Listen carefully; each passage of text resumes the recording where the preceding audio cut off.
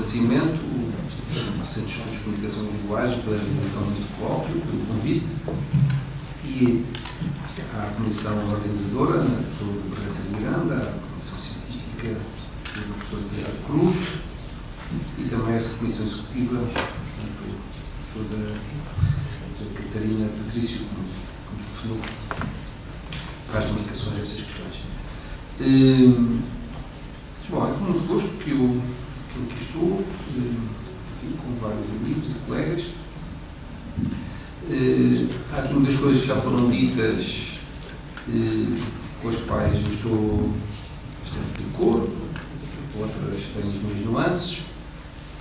Fundamentalmente, eu creio que vou expor uma pequena intervenção baseado fundamentalmente numa articulação entre algo que tem a ver com a história das ideias, no campo da filosofia e da tecnologia, algo também no domínio da sociologia da ciência, ou da sociologia das tecnociências, e finalmente da economia política. Portanto, o entrelaçado entre a filosofia e a tecnologia, se quisermos também a reflexão filosófica, crítica da economia. Queria ainda dizer que eu partilho da ideia, em diálogo desde logo aqui com este vídeo que foi aqui passado, de que certamente que existem na nossa época, como em outras épocas, hegemonias muito fortes, mas existem muitas outras coisas, muitos outros mundos e várias outras possibilidades. Isto é, eu partilho da ideia de que há mais do que uma ciência, há mesmo mais do que uma só tecnociência, vários tipos de tecnociência. Há mais do que um tipo de economia no mundo em que nós estamos a viver, há mais do que um certo tipo de racionalidade e há mais do que um projeto de modalidade no nosso tempo. Embora o que nos traz aqui é seguramente questionar as hegemonias que existem em termos de aberturas para outro tipo de situações. Mas eu partilho fortemente desta ideia, que podia estender, aliás, a outro tipo de perspectivas. Por exemplo, eu também acho que há mais do que um liberalismo, não é? E é evidentemente que há mais do que um tipo de democracia, e que essas coisas coexistem também no nosso tempo. Eu queria lembrar isto fortemente, porque creio que isso tem bastante importância.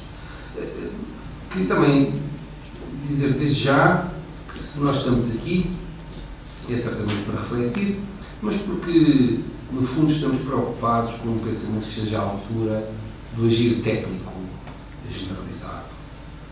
Ou seja, é provável que aquilo que nos una seja a ideia de que a consciência humana pode transformar-se na insignificação, ou na insignificância da própria existência humana.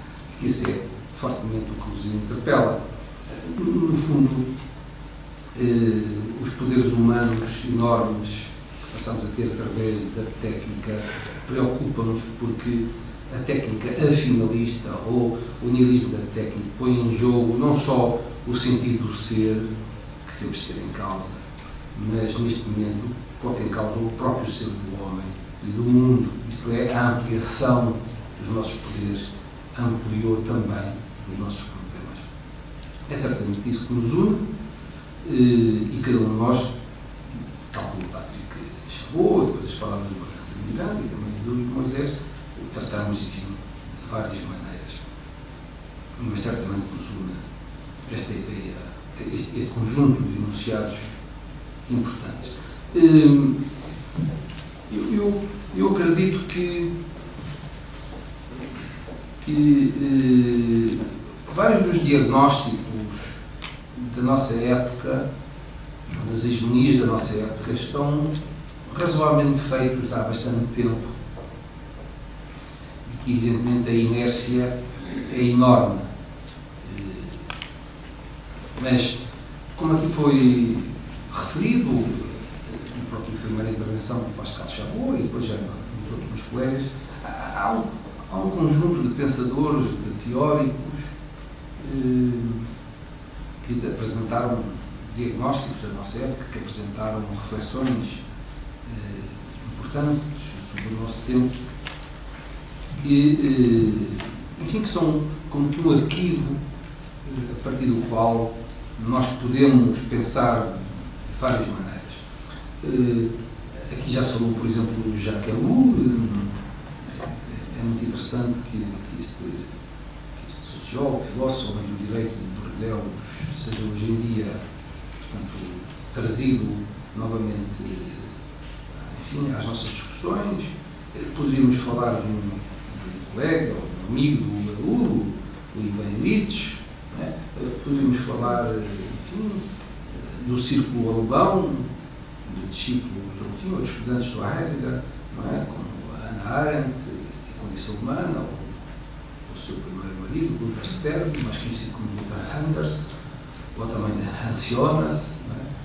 E, portanto, enfim, e de vários outros, que são um património extremamente importante no pensamento destas questões, e menos conhecidos são talvez o património dos filósofos ou dos pensadores da própria economia, dos pensadores críticos de economia. Eu queria aqui referir, enfim, existem vários que podiam ser referidos, mas aqueles que eu me proponho trabalhar um pouquinho e com quem tenho mais sem pensar seriam Carlo Polanyi, portanto, a sua ideia da grande transformação, e depois o economista político canadiano Harold Innis, que é também um homem do pensamento sobre a comunicação extremamente importante. Eu creio que neste conjunto de pensadores existem, e outros, não é? Existem teses e ideias que são fundamentais para perceber questões essenciais da nossa época. Uma das questões absolutamente essencial do nosso tempo é certamente aquilo que nós podemos referir a concatenação ou a articulação estreita e inextrincável das técnicas, das políticas e da economia. Se nós disséssemos isto há uns tempos atrás, isto não era talvez muito claro para o português, provavelmente para vários de nós, mas hoje em dia nós temos claramente uma sensação que vivemos num processo de interdependência complexa entre os vários sistemas económicos, sociopolíticos, lógicos, tecnocientíficos, culturais, e que essas cadeias de interdependências vão dar, portanto, a uma conexão fundamental, e que foi aquela que o Georg Simmel se referiu na sua obra no princípio do século XX, A Filosofia do Dinheiro, ou seja, vão dar ao dinheiro. Isso parece-me que no nosso tempo é absolutamente claro, e essa seria a articulação que eu gostaria aqui de fazer entre um approach ligado à técnica e um approach ligado à economia. Portanto, no dinheiro está, digamos assim, o centro da interação, não é, dos vários sistemas da nossa época. E provavelmente, não é, o processo de mobilização geral da época. Eu gostaria aqui de diferenciar dois tipos de movimentos que muitas vezes aparecem como que sobreponíveis, que com certeza têm relações muito estreitas, mas que eu creio que nós temos que claramente diferenciar. Uma coisa são as promessas da técnica no seu período humanista, enfim, no século XIX, mesmo no princípio do século XX, e outra coisa é a realidade da técnica, digamos, da segunda metade do século XX para cá, ou fundamentalmente a partir da Segunda Guerra Mundial e da Guerra Fria para cá. Eu creio que são duas questões distintas. O Irving Martins fala através dos conceitos de proteico e de fáustico, e eu creio que essa distinção é extremamente importante. Há um tempo, não é, enfim, do cientismo clássico em que a perspectiva era, embora contígua à do nosso tempo, ela tem uma diferença muito grande, ou seja, ela não pode ser confundida com o tecnocratismo ou o economicismo mercatológico de hoje, e que é um erro desdiferenciar estes dois processos, embora muitas vezes eles se articulem, evidentemente, não é? Eu queria socorrer-me aqui de uma citação do Fernando Catroga, numa obra que eu gosto muito, O Espaço do Homem como Gestor do Tempo, em que ele nos diz que se pretendia garantir que, caso o homem soubesse conduzir cientificamente o seu destino, incluindo o seu comportamento moral, a cultura, ou melhor, a história, venceria definitivamente a natureza. E esta certeza explica como nas representações religiosas e nas filosofias da história, a previsão, protegida pelo aval da ciência, criasse expectativas análogas às de matriz soteriológica. E ele fala-nos do pensamento do século XIX. E nós podemos rever-lo neste excerto, evidentemente, não é? Muitas das marcas do nosso tempo. Mas há diferenças que são importantes. Elas podem ser subtis, mas elas são importantes. Este cientismo do século XIX está-se num período em que a ciência ainda estava bem demarcada da técnica e que o seu uso não era indiferente a certo tipo de implicações, não é? Em particular de implicações ético-sociais ou de questões que mereciam ser resolvidas. Quer dizer, no plano das expectativas, o cientismo deslocou as promessas gnosiológicas da ciência, como diz a frase do Fernando Catroga, para os terrenos da ética e da soteriologia, ou seja, da felicidade e da salvação. Mas o que se passa no nosso tempo não é nada disto. Não acredito que no nosso tempo, evidentemente que há sempre uma ressonância cristã nas promessas do nosso tempo, mas o que existe no nosso tempo é uma circunstância, na minha opinião, extremamente diferente. Há um sentimento de fatalismo, há um sentimento de fatalidade. Portanto, não há promessa. Há, como estava a dizer o Pascal Chabot, na minha opinião, a importância da adaptação, seja o que for. Portanto, este é o processo. Ou seja, não existe propriamente telos. E eu creio que nós temos que diferenciar claramente estes dois processos. Ou seja, claramente o período em que a ciência ou a técnica continha uma promessa do período em que a ciência e a técnica se convertem em destino. É evidentemente que nestes diferentes planos da modernidade, a ciência sempre e a técnica sempre aparecem sob um certo signo da promessa, e até a economia e o dinheiro, mas cada vez mais se perde, digamos assim, esse fundo, não é? essa ressonância. E estamos a ser levados para qualquer lugar. Portanto, essa diferença parece-me extremamente importante do ponto de vista histórico ou social. Se bem que a nossa sensação é que existem, digamos assim, ao longo do período, pelo menos do século I, não é? Certo tipo de experimentos, não é? Que inauguram, não é? Ou que nos dão a sensação de inaugurar, digamos assim, verdadeiramente uma nova época. Quer dizer, a ideia de uma tecnificação da existência, não é? Indiscriminada, na qual nós seríamos, digamos, peças de uma máquina, não é? Que nos vem muito bem descrita em vários tipos de diagnósticos, como o do Gunther Anders, não é? Que eu poderia aqui também citar. Ele diz-nos que estaríamos hoje em dia numa situação em que nos movemos implicados em ações cujos efeitos seríamos incapazes de prever, ou que, se os pudéssemos prever, não poderíamos aprovar, e que, portanto, este tipo de tecnificação e de circunstância teria mudado toda a nossa situação moral, não é? Ou seja, passaríamos a ser inocentemente culpados de um modo que nunca existiu noutros tempos, quando a técnica não tinha avançado tanto tempo. Ou seja, este é um diagnóstico típico, não é? Da situação fáustica do nosso tempo. E eu creio que é essa literatura, a literatura que hoje em dia existe. E grande parte também do imaginário, não é? Eu não vou demorar muito mais. Está ocupado nisto. Um autor como o Sebald, por exemplo, na Guerra Aérea e na literatura, e podemos falar de muitos outros autores que mostram-nos isso perfeitamente. Ele diz, nesta obra, ele fala de algo que é exatamente a tese do Gunther Anders, não é?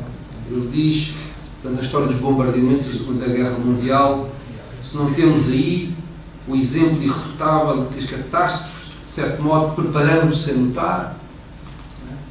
E que depois parecem irromper de repente, antecipam numa espécie de experimento o ponto em que da nossa história, por tanto tempo considerámos autónoma, recaímos afinal na história natural.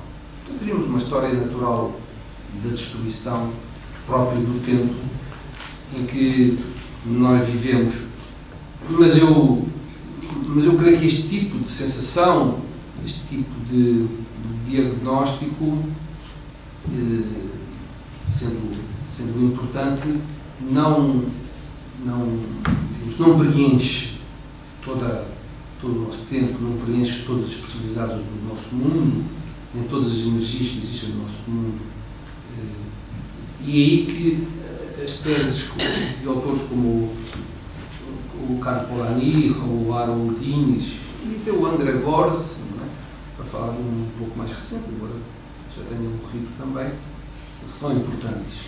Quer dizer, se nós assistimos a partir da Segunda Guerra Mundial a um processo em que a ciência, ou a técnica, ou a tecnociência, sob responsabilidade ou patrocínio do Estado, sob a aliança com o Estado, se transformam num bem económico, se transformam em capital, e em que a partir daí se dá uma acumulação do processo de capitalização do conhecimento e a abertura cada vez maior de processos, portanto, de mercadorização em vastíssimas áreas da nossa existência ou das próprias formas de vida, e a biotecnologia empresarializada não é outra coisa que não isso, a transformação dos géneros ou das formas de vida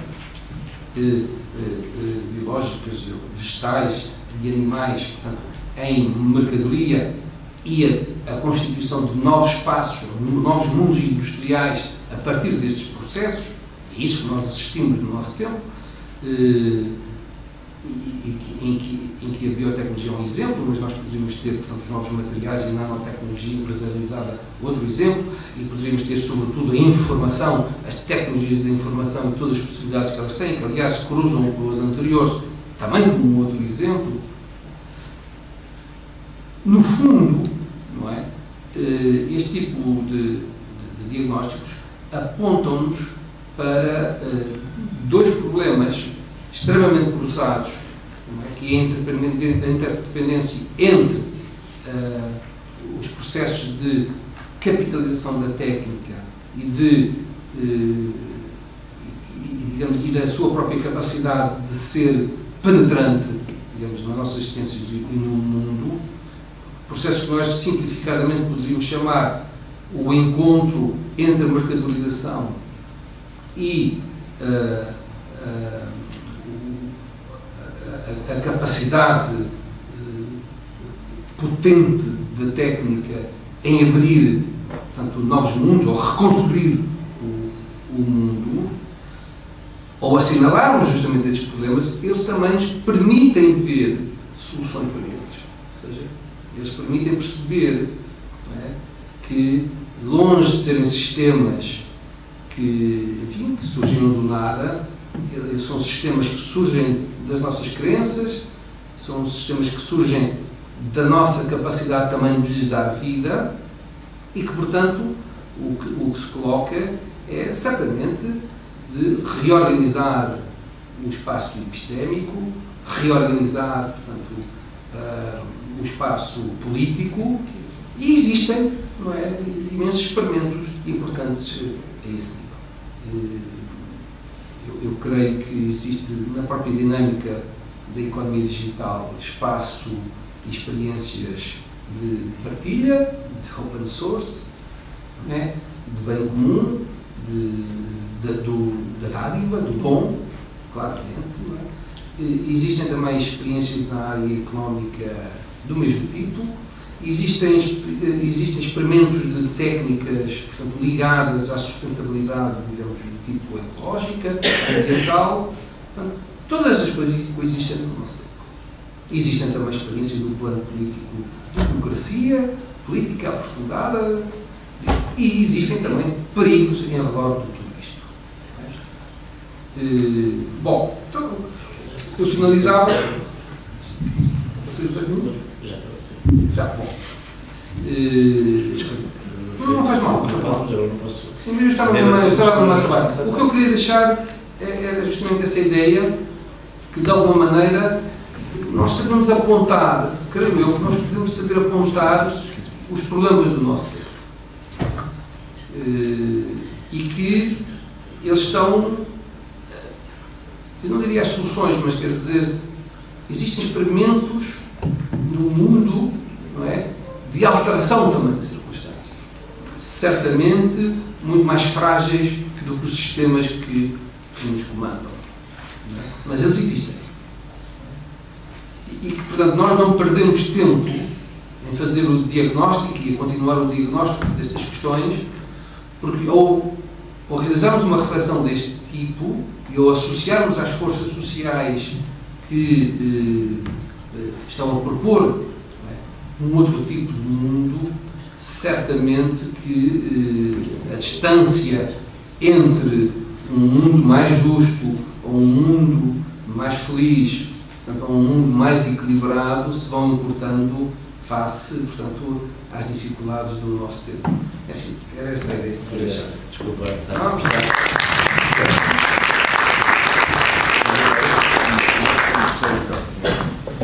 Ok, passa a palavra.